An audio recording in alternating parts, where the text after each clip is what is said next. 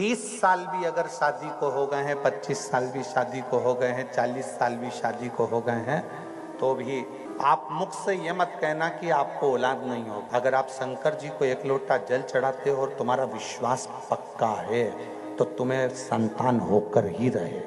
सीहोर में एक महिला, बहुत पहले की बात है, कुबेरेश्वर धाम पर आई और बाबा के धाम पर आई और उसको शादी के कई साल हो गए थे और औलाद नहीं। उसने कार्यकर्ताओं से बात करी, फिर कार्यकर्ताओं से बात करते करते उसने कहा नहीं, एक बार हम बाबा से मिलें। जिद पकड़ ली। 1 दिन 2 दिन वो जाए ना, मिलना हुआ तो हमने पूछा जीजी कैसे आई? कुबेरेश्वर बाबा से विनती करने के लिए, कंकर शंकर की पूजन करने के लिए आई। क्यों? शादी के कई साल निकल गए पर औलाद नहीं। और हमने सुना है कि कुबेरेश्वर बाबा की ये भूमि कभी खाली नहीं छोड़ती है।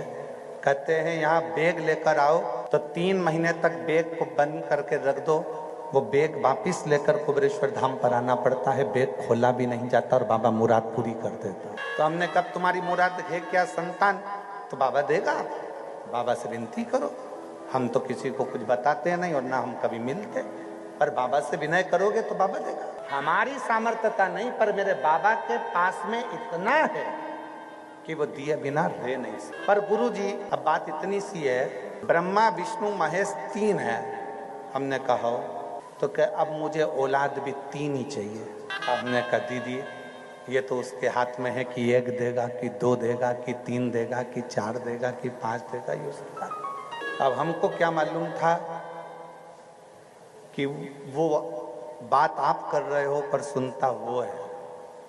1.5 साल के बाद में वो वापिस आई और अपने, शायद आप लोगों ने भी उस फोटो को देखा होगा, हमारे सोशल मीडिया पे डला था।